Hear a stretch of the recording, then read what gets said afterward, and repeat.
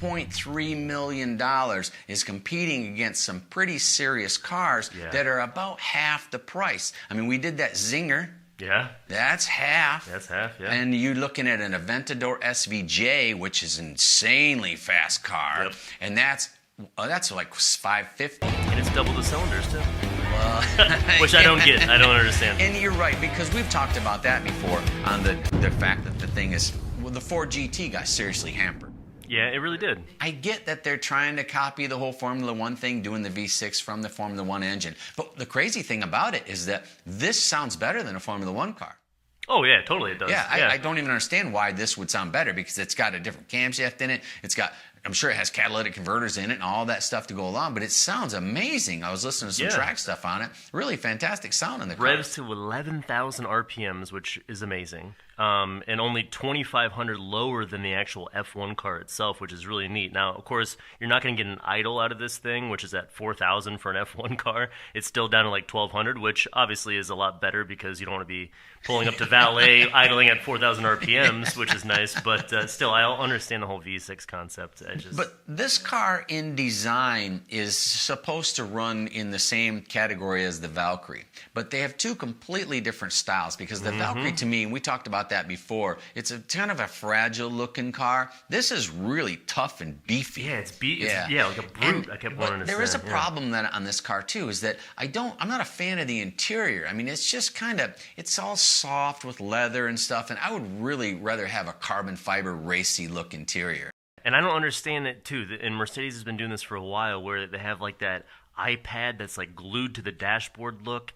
Like, you can't integrate that some way and make it some smoother lines for $3.3 million? I mean, come on. I mean, I'll figure it out for you if you need. But I do love when you look at it from the profile on the side, it's got that big spine on it. You literally can see the Formula One car in the car when you look at it from the side. Totally. And you can even see it in the exhaust pipes, too, with the little two for the turbos that are coming out of there. This car, when I looked at it at first, I didn't like the interior because it was all puffy and had all the leathery look. I was really wanting a carbon fiber look, but it has a fantastic looking steering wheel. I do love the design of the steering wheel, and I wonder how they got the steering wheel so right.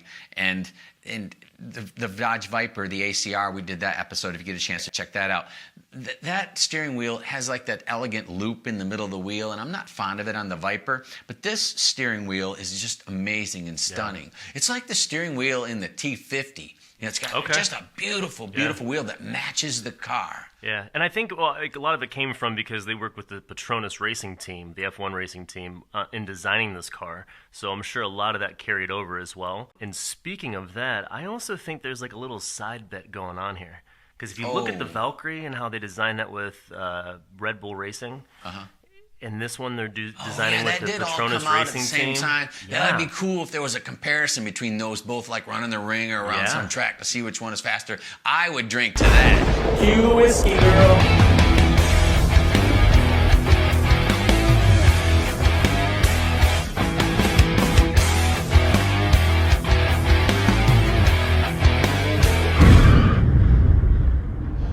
Originally, when they did this car, I had thought that they were going to do like a 14,000 RPM version of this thing. Did they end up doing 14,000? I mean, did you hear any final numbers? No, but I mean, this is now supposed to go into production in 2022? And I think they're going to struggle with that kind of an RPM range because that's pretty high.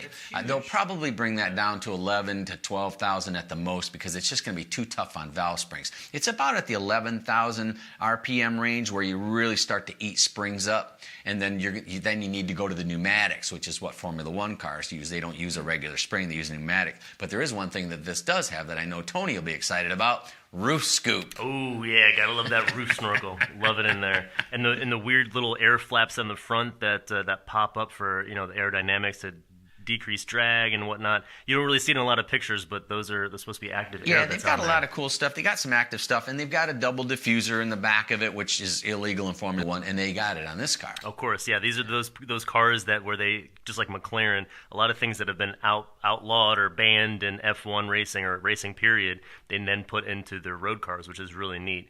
And get this, speaking of, Mercedes-Benz said you could drive 31,000 miles in this car before it needs a complete drivetrain overhaul. So thanks, Mercedes. I appreciate that. In my $3.3 million car. And I know that really seems like a really low number because the T50 is supposed to go double that. The T50 is supposed to go to 60-some thousand miles, something really high. Wow. In before it needs like valve springs and all that stuff. So of course, I can't imagine what that service is going to cost. Yeah, it's going to be insane. But 31,000 miles, hardly any of these cars will ever see that in their lifetime. Yeah, I mean, there's probably not even McLaren F1s that are hitting that, or CLK GTR. I drive my car about 1,000 miles a year, so it's going to be 30 years before I ever get that kind of miles on it. I mean, it's just you don't drive these cars that much. It's got the central exhaust, which I really love on the car. It's got the dual blow-off valves. It's got that wing within a wing concept. Yep. I mean, there's just some really cool stuff on this. You were talking about the fender flaps on the top of the thing. Pretty cool kind of concept, but to me, it kind of looks stupid when they're up. Yeah, I tried to talk myself into liking it,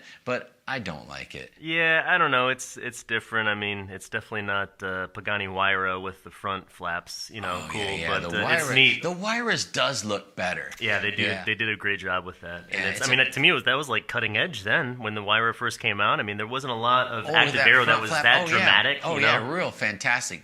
And I get what they're doing with this, and I know it works. Sure. If it was, oddly enough, if it was on a Valkyrie, I would go, okay, because they're not doing anything with styling on the thing. It's just designed to go as fast as you possibly can go and do crazy things. But on a Mercedes, there's an elegance to a Mercedes that I don't want to use the word they would compromise something that was kind of silly looking for a loss in performance. But on this, I think they should have compromised and just not had those active flaps because I just think that they look silly. Is there an alarm going off?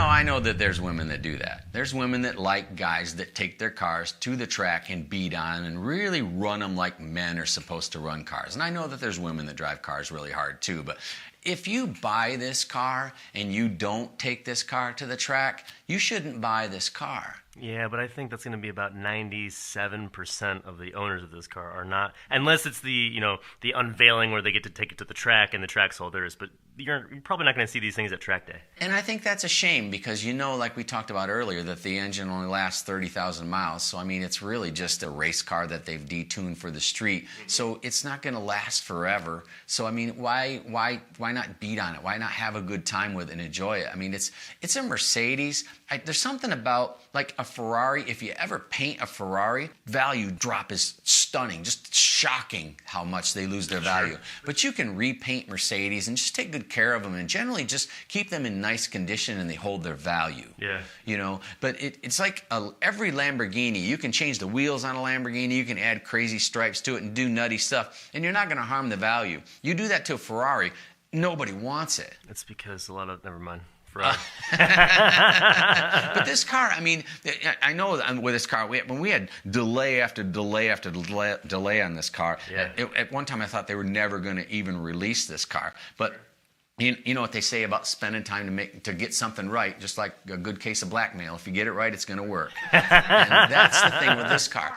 They delayed it quite a few times because they really found it a struggle to use an honest Formula One engine and make it into a street car. So when you take the time to really work on a proper Formula One engine to make it into a race car, it's a lot harder than you think because you've got larger cross-sectional diameters in the cylinder head, you've got giant camshafts, you've got huge high RPM torque bands that you've got to bring all that down. Then you got to pass emissions with the thing. So I mean, that's a real serious struggle, and it's a larger gap than people think it is between a race engine and a street engine. And I think that's what Mercedes found out with this car. Yeah, and they totally do. Other than neat things too is that even with the turbos, they have a electric motor that assists it, and it instantly spins up the turbo so that it's actually got faster throttle response than a naturally aspirated V8, which is pretty crazy. But you can see all this technology that goes into it, especially with F1 cars. I mean, you're going to have delays when you're trying to do this for a production car because these owners are not going to be taking care of this car like an entire F1 team takes care of an F1 car, There was a guy that bought a Formula One car from the era where they had all of these crazy computers, and it took like 7 guys to even start the thing up because they were so complex. And the guy was sitting in the car after he'd purchased it, and one of the guys who was very familiar with that era car, he says, you know, it takes like 7 guys to start one of these things up. He goes, oh, no, it doesn't. He says, you just sit in the thing and go like this, and they started right up. That's what the guys used to do back then. Yeah, it was just like that, and all the people would come to life and fire them up. And this, they've obviously pulled back the complexity so that you can turn the key and start it and go and the whole deal. So, all right, I think it's time. I hear a squealing noise.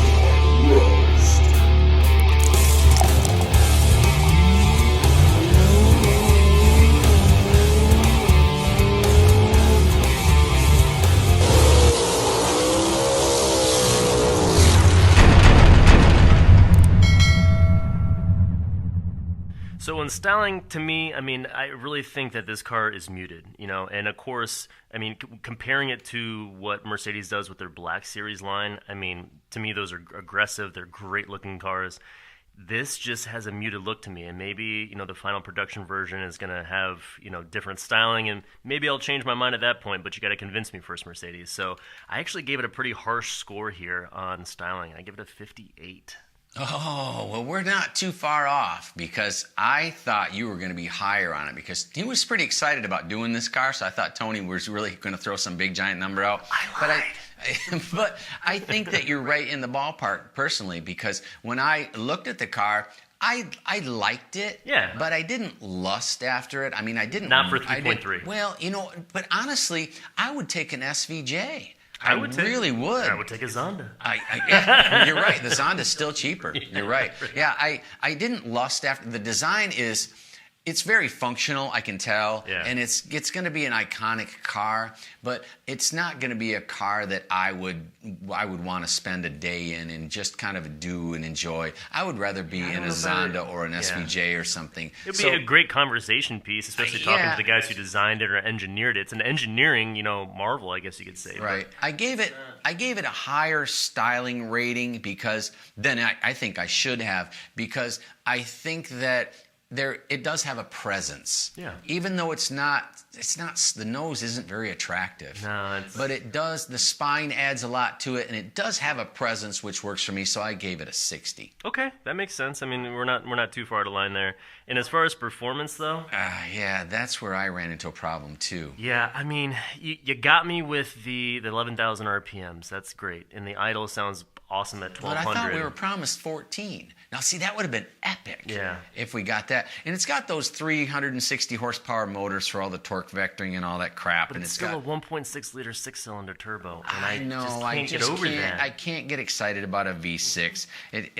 Not at this price, I can't. No, I can't. So, where are you at on a number? I don't know. I'm saying 70, but I feel like it should be lower. Okay, no, I just want you to match me and we can get this thing over with because honestly, this car for $3.3 million should be into the 80s, 85 range. But I think a lot of the stuff that's on it, taking a Formula One engine is kitschy. It's kind of cute and kind of a marketing tool. Definitely. But it doesn't apply to what's going on out there right now. No. So unlike Dodge, who comes in and they absolutely stomp on all the rules and crush everything, they did this for a marketing reason, not for practical application. Okay, I see that. In performance, I gave it a 70. Oh, really? Okay, so we're right on par. So now what does this car do? Do you think this is a toast, though? Or is it looking like a toast? I think that if I had to... Here's the thing on this thing. Do you remember when they... Because I want a drink. And I'm gonna come up with any excuse I can to give this guy a drink, give this thing a drink. So here's what I'm going to do. Let's look at this as the McLaren Sabre. The Sabre was a car that was designed to look evil and kind of crazy. Oof, you're going to upset some people I know that, but the Sabre was a car that was designed to look evil and kind of crazy. But for all the stuff that's on it, it didn't have much downforce. I mean, it wasn't really a crazy all-out performance car. It just looked like one. And I think that's where we are with this. I think that this car is going to get beat by a lot of stuff because of the engine that they used in the application. We'll see. I think we should give this a follow-up rating, afterwards, because I want to see what it's going to do. All right, if it goes out and sets some really ridiculous time at the ring, then when you see this thing, if it goes out there and it runs some insane time at the ring, just add 15 to my number. Yeah. Because better yet, Mercedes, invite us to a track day so we can actually see this firsthand and change our mind. Okay, change our mind. hey, I will drink to that. I'll drink to that, Congratulations, Mercedes. Do that, and you got a toast.